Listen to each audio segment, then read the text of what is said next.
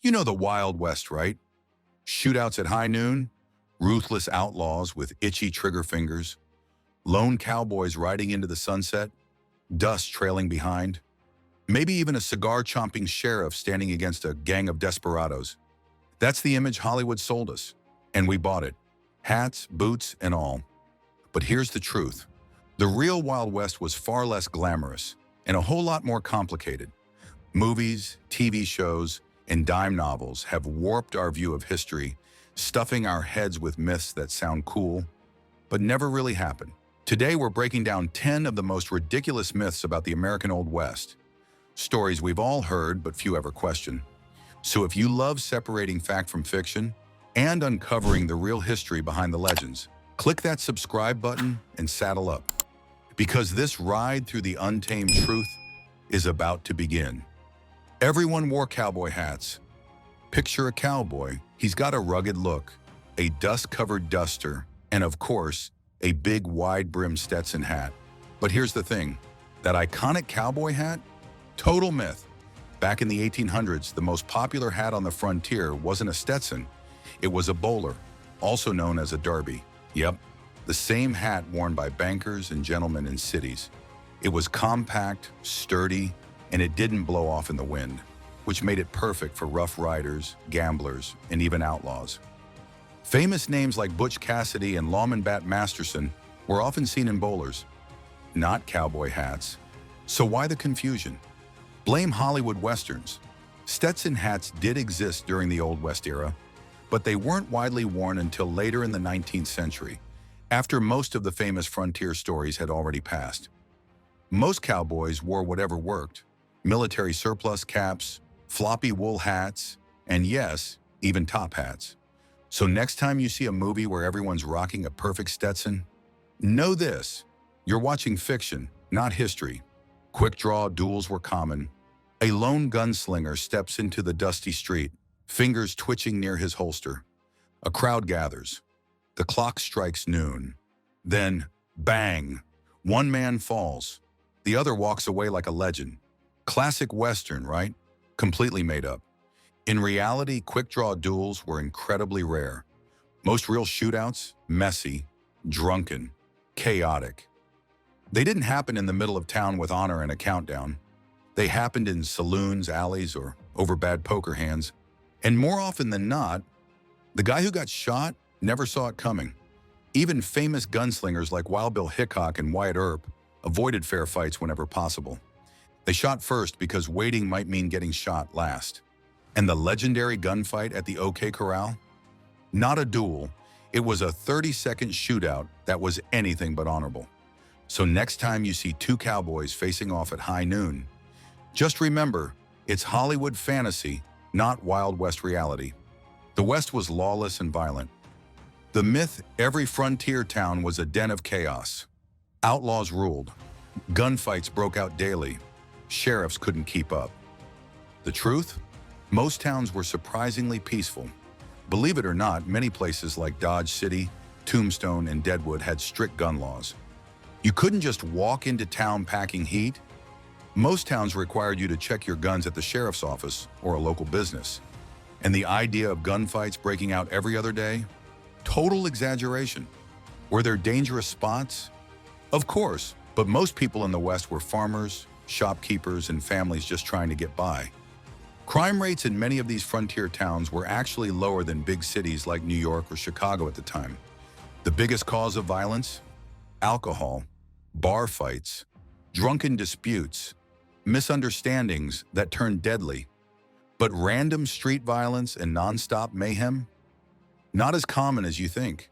And if you did break the law, you'd be dealing with sheriffs, marshals, or even vigilante mobs who didn't mess around. The Wild West wasn't all chaos and anarchy. Try pulling outlaw stunts in most towns, and you'd find yourself in jail, or worse, real fast. Cowboys were all white Americans. When you picture a cowboy, chances are you see a rugged white guy on horseback squinting under the blazing sun. But the real cowboys of the Wild West? They were a whole lot more diverse. 1 in 4 cowboys was African American. After the Civil War, many formerly enslaved men moved west to work on ranches. They became trail bosses, wranglers, and even legends, like Nat Love, a black cowboy known for his skills and fearless grit. Then there were the vaqueros, Mexican cowboys whose techniques and traditions formed the foundation of cowboy culture. In fact, words like rodeo, lasso, and buckaroo come directly from Spanish. Let's not forget Native American cowboys either. Many worked as ranch hands or served as scouts for the U.S. Army. Their deep knowledge of the land made them essential on the range. So why are Hollywood's cowboys always white? Simple: racism and marketing. The myth of the white cowboy helped fuel the idea of manifest destiny, the belief that white Americans were destined to conquer the West. But the truth is, the cowboy culture we idolize today was built by a rich mix of black, Native, Mexican, and white Americans alike. Bank robberies happened all the time. Outlaws storming into town, guns drawn, bandanas on, vaults blown wide open. Sounds like every Western ever made, right? But here's the twist. Bank robberies were actually rare in the Wild West. From 1859 to 1900, only 8 confirmed bank robberies took place across the entire frontier. 8. That's fewer than some modern cities see in a single week. So why didn't more outlaws go after banks? Because they weren't exactly gold mines. Most Western towns didn't keep large amounts of cash. Instead, people bartered, used gold or silver, or dealt in credit. Banks were often heavily guarded, and if you tried something sketchy, the whole town would show up armed and ready. Just ask the James Younger gang. Their attempted robbery in Northfield, Minnesota was a total disaster. Citizens fought back, killing gang members and capturing the rest. The real money? It was in stagecoaches and trains, where miners' gold, company payrolls, and valuable cargo were transported. So the next time you see a movie where the bank gets robbed for the 5th time that week, just know that's Hollywood, not history. Native Americans were constantly at war with settlers. Hollywood made it seem like Native Americans were always attacking wagon trains, burning homesteads, and launching raids every time a settler looked at the prairie wrong. But that's a one-sided myth. Yes, conflicts happened, especially as settlers took more and more land. But Native American tribes weren't mindless warriors. They were complex, diverse societies, and many worked to coexist. They traded, negotiated, and even signed treaties with settlers and the U.S. government. The Comanche, Apache, and Lakota did resist aggressively, but tribes like the Cherokee, Choctaw, and Creek adopted farming, created written languages, and tried to blend cultures. And what did they get in return? Broken promises, forced relocations, massacres. Events like the Trail of Tears, the Sand Creek Massacre, and Wounded Knee weren't acts of war from Native tribes. They were brutal betrayals by the government. The savage Indian narrative? It wasn't history, it was propaganda, used to justify land grabs and genocide. The truth is, Native Americans were fighting for survival, not conquest. And their history deserves more than villain roles in old movies. The U.S. cavalry was always the good guys. Cue the trumpet. The cavalry charges in, guns blazing, saving the settlers from evil. That's the Western fantasy. But the truth, it's not so black and white. Yes, the U.S. cavalry did protect settlers from attacks, but they also carried out some of the worst atrocities in U.S. history. The Sand Creek Massacre, 1864. A peaceful Cheyenne and Arapaho village, flying a white flag, was attacked by a Colorado militia. Over 200 people were slaughtered, most of them women and children. Then there was Wounded Knee, 1890. Nearly 300 Lakota men, women, and children were massacred, unarmed. These weren't acts of heroism, they were tragedies. Not every cavalryman was a villain. Some tried to negotiate peace, protect tribes, or simply follow orders. But the myth of the noble cavalry ignores the true cost of westward expansion. The Wild West wasn't a movie script. It was a messy, painful struggle for land, identity, and control. Women had no power or influence in the Old West. Hollywood painted a picture. Women in the Wild West were either helpless damsels or background characters in a man's story. But the truth, it's far more powerful.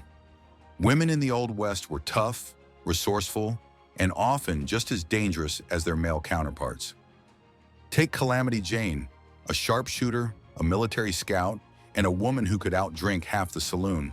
Or Annie Oakley, one of the deadliest marksmen in American history, who could shoot a playing card midair before it hit the ground. Then there's Pearl Hart, a woman so bold she robbed a stagecoach in broad daylight and got away with it, at least for a while. But not all women carried guns. Many were saloon owners, ranchers, entrepreneurs, doctors, and even politicians. In fact, the first state to grant women the right to vote wasn't New York or California. It was Wyoming in 1869. Women in the West could own land, run businesses, and influence politics, decades before women in other parts of the country had similar rights. Even soiled doves, or prostitutes, often earned more money than male laborers. And some used that income to open hotels, saloons, or general stores, becoming powerful figures in their communities. So next time you watch a Western where the woman's only job is to wait for rescue, remember, the real women of the Wild West weren't waiting for anyone. The gold rush made everyone rich. Ah, yes, the dream. A lonely prospector strikes gold in the hills, buys a saloon, and lives like royalty. That's the story Hollywood loves to tell. But the real story, much, much grimmer. Yes, some prospectors did strike it rich, but for every one of them, hundreds ended up broke or dead. Mining was brutal, dangerous, backbreaking. Most miners made just enough to survive, and many lost everything chasing that golden dream. The real winners? The merchants? Guys like Levi Strauss, who sold durable pants to miners, made a fortune. The people who sold shovels, food, and whiskey, they were the ones getting rich. A single egg could cost a miner an entire day's wage. And let's not forget the cost to the environment and to indigenous communities. Forests were cleared, rivers polluted, and entire native nations displaced or destroyed. So no, the gold rush didn't make everyone rich. It made a few people filthy rich and everyone else filthy. The Wild West ended in 1890. Many believe the Wild West came to an end in 1890 when the U.S. Census declared the frontier closed. But the truth is, the West didn't just disappear. Cowboys, outlaws, and gunfighters continued to roam the plains well into the 20th century. Pearl Hart robbed her famous stagecoach in 1899. Tom Horn, a notorious gunslinger and scout, was executed in 1903. And what about Geronimo, the legendary Apache leader? He didn't surrender until 1886 and lived until 1909. Cowboys were still riding the range in the 1920s. Some even lived long enough to watch Hollywood start turning their lives into myths. So no, the Wild West didn't end in 1890. It just slipped into a new disguise. And its legacy still lives on in stories, movies, fashion, and even politics. In some ways, we're still living in the Wild West. And there you have it, 10 ridiculous myths about the American Old West, busted wide open. From cowboy hats to gold rush fantasies, the Wild West we think we know is often more fiction than fact. But that's why we're here, to dig past the myths, uncover the real stories, and share the untamed truths of the American frontier. If you enjoyed this journey, make sure to like, subscribe, and hit that notification bell. Your support keeps us going, and it helps us continue exploring the stories most people overlook. So saddle up, truth seekers, because the next video is going to take you even deeper into the wild heart of American history. Thanks for watching, and we'll see you down the trail.